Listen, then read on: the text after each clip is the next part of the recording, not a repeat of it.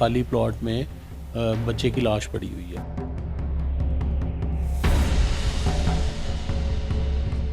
बच्चे का जब मेडिकल किया गया तो उसमें मुख्तलिफ ब्लेड्स की निशान थे, जैसे ब्लेड से किसी ने उसको ज़ख्म लगाए हुए।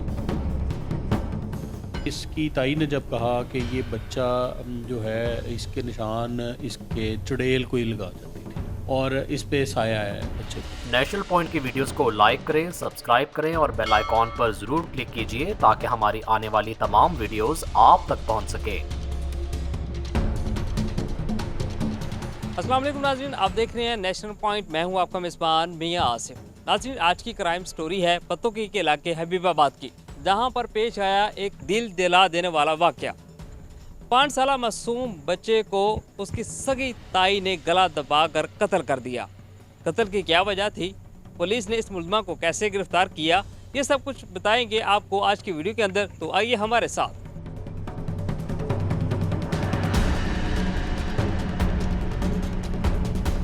नाज़रीन, इस वक्त हमारे साथ मौजूद हैं डीपीओ कसूर इमरान किशोर साहब। इनसे हम बात करेंगे इस केस के हवाले से।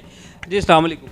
वालेकुम सलाम जी। सर बताइएगा कि ये जो केस है आपको कब रिपोर्ट हुआ और इसके अंदर क्या वजूहात थी जिसकी बिना पर इसको बच्चे को कत्ल किया गया? ये केस जिस दिन बच्चे की लाश मिली उससे एक दिन पहले हमें रिपोर्ट हुआ। मगरिब के करीब बच्चे का गुमशुदगी की इतला थी। उसमें हमने रिस्पॉन्ड किया और तलाश शुरू कर दी। सर्च ऑपरेशन किया शुरू, लोकल लोग भी उसमें हमारे साथ थे और रात 3 बजे तक हम बच्चे की तलाश करते रहे। उसमें सीसीटीवी फुटेजेस देखते रहे, कैमरास की रिकॉर्डिंग और कोई एनी गवाह शाहिद, उनको हम एनालाइज करते रहे और रात 3 बजे हमने वो ऑपरेशन किया और सुबह मॉर्निंग में फर्स्ट लाइट के बाद दोबारा हमने ऑपरेशन शुरू किया। उस दौरान में एक रक्शे वाले ने हमें इतला दी थी कि ये एक प्लॉट में, खाली प्लॉट में बच्चे की लाश पड़ी हुई है। तो उस पर हमने जब जाके मौके पे रिस्पॉन्ड किया तो देखा कि उसी बच्चे की लाश थी। 5 साल का ये बच्चा है फरमान। और जब उसके बाद फिर हमने फोरेंसिक की टीम्स को तलब किया, पीएफएसए की टीम और क्राइम सीन इन्वेस्टिगेशन, और मौके से हमने शहादतें इकट्ठी करनी शुरू की। फिर हमारे लिए एक बड़ा एक चैलेंज था और क्योंकि एक बच्चा छोटा है और एक दिन पहले गुम हुआ और अगले दिन उसकी लाश मिल गई। जी एग्जैक्टली। तो वो सॉडमी की तरफ भी हमने सोचना शुरू किया कि कहीं वो सॉडमी, खुदा न खास्ता सॉडमी मर्डर है। तो उसमें जो पीएफएसए की टीम से हमारी इनिशियल डिस्कशंस हुई और डॉक्टर से हुई तो उसमें उन्होंने इस पॉसिबिलिटी को रूल आउट किया कि ऐसी बात नहीं है। तो फिर हम इंटरनल इन्वेस्टिगेशन की तरफ गए। जब हमने तमाम शवाहिद का जायज़ा लिया तो उससे फिर हमें एक बात निकली कि ये 3-4 घर हैं जो इसके रिश्तेदारों के हैं और ये ताई का घर है, ये अपना घर है और ये जो 3-4 घर हैं इसके अलावा बच्चा कहीं जा नहीं सकता। और फिर जब हमने हाउस टू हाउस इनको सर्च शुरू किया तो ये जो ताई का घर था उसके अंदर से उसकी जब हमने थॉरो सर्च किया तो बच्चे के जूते मिले। तो जो जूते थे वो छुपाए गए, यानी कि सामने नहीं पड़े हुए थे, छुपे हुए थे। तो वो जब छुपाए गए तो उससे एक हमें बड़ा शक डेवलप हुआ, सस्पिशन डेवलप हुई कि इस बच्चे के जूते इस घर से ही क्यों मिले और अगर मिले भी थे तो छुपाए क्यों गए। हाँ, तो अगर बाहर पड़े होते तो चलो बच्चे की ताई का घर है, हो सकता है बच्चा आया हो और बच्चे के जूते इधर रह गए हों, लेकिन छुपाने की ज़रूरत नहीं थी।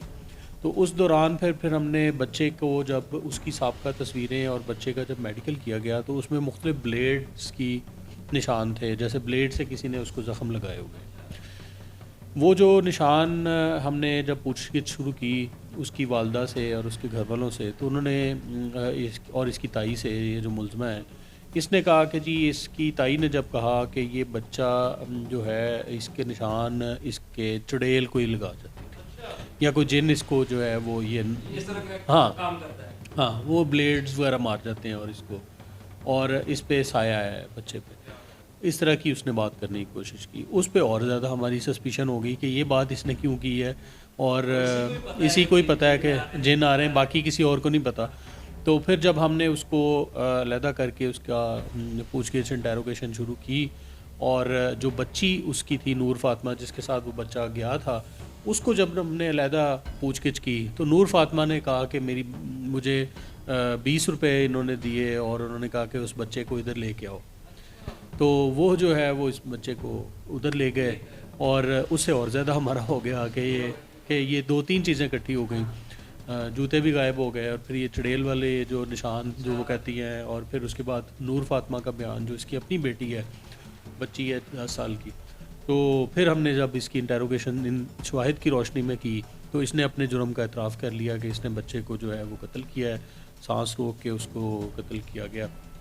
और मेडिकल अभी उसकी PFSA की रिपोर्ट आएगी, लेकिन उससे पहले ग़ालिबन इसको कोई चीज़ पीने के लिए भी दी गई है जिससे ये बेहोश हो जाए या रेजिस्ट ना करे, इस तरह की भी कोई चीज़ है, तो वो PFSA से कंफर्म हो जाएगी। लेकिन इसने अपने जुर्म का एतराफ़ किया और इसका जो मकसद था वो ये था कि अपनी बहन की शादी जो कि डिवोर्स्ड है, तलाक़ याफ्ता है, उसकी शादी इस मकतूल बच्चे के बाप के साथ करना चाह रही है और वो इस मकसद के लिए चाह रही थी कि जी बच्चा और उसकी वालदा जो है उसको तलाक़ दे दे और फिर उसके बाद बच्चा भी ख़त्म हो जाए और फिर हम इसकी शादी इसके साथ कर दें।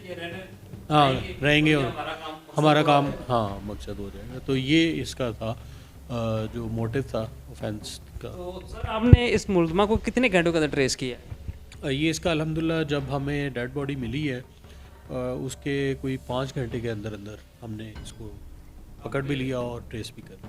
बहुत शुक्रिया sir, thank you sir. Thank you. नाज़रीन, ये थे DPO कसूर इमरान किश्वर साहब जिनकी आप गुफ्तगू सुन रहे थे कि कसूर पुलिस ने चंद घंटों के अंदर इस मुलज़मा को गिरफ्तार किया। कसूर के अंदर इस तरह के जो मामलात हैं बड़े हिसास होते हैं, वाक़यात जब होते हैं, तो यहाँ पर हम DPO कसूर और इनकी टीम को सराहेंगे जिन्होंने चंद घंटों के अंदर इस सफाक औरत को गिरफ्तार किया और कानून की गिरफ्त में लाए।